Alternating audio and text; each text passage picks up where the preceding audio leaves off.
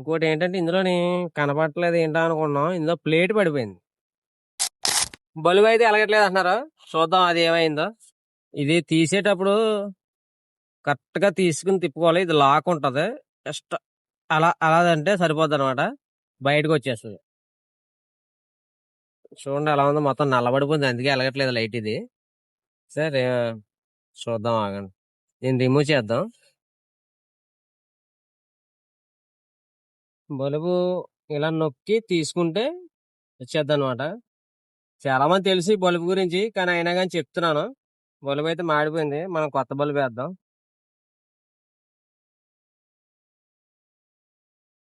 ఇది ఈ బల్బు పెట్టేటప్పుడు ఇది కిందకి, ఇది పైకి వస్తుంది. బ్రేక్ బల్బు మాత్రం ఇలా ఉంటది. ఈ పిన్నులు దాన్ని బట్టి చెక్ చేసుకోండి. ఇది పైకి ఉంటది, ఇది కిందకి ఉంటది. ఓకే, కింద ఈ పక్క అలా పెడితే కరెక్ట్ గా సెట్ అయిపోద్ది. చూసారు కదా.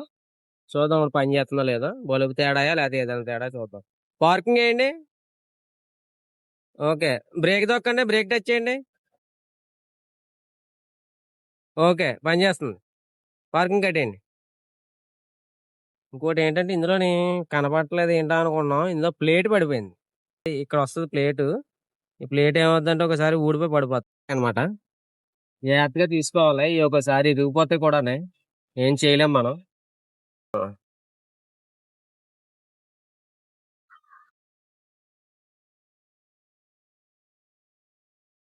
చూసారా, ప్లేట్ ఇది ఊడిపోయింది. దీనికిలాగా ఇలా ఇక్కడ ఉంటది.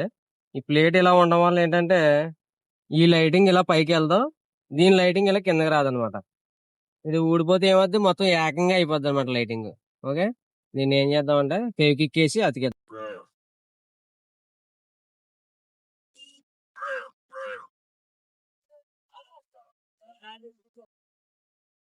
సరే కదా, ఫెవిక్విక్ అసలు రావట్లేదు. చూసారా, పోవట్లేదు.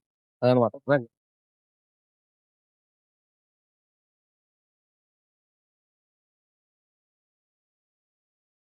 ఓకే అండి, ఫైనల్లీ అలా అయితే బిగించేసాం. నైట్ అయితే బాగా కనబడుతుంది. అదిగో పార్కింగ్. ఓకే, బ్రేక్ టచ్ చేయండి. చూసారు కదా. చూసారు కదా. వదిలో, బ్రేక్ వదిలో. మన ఛానల్ అయితే మళ్ళీ సబ్స్క్రైబ్ బ్రేక్ చేసుకుని ఓకే. ఫాలో కొట్టండి. ఉంటానండి మరి. నేను మీ కోనసీమ ఆటో అబ్బాయి.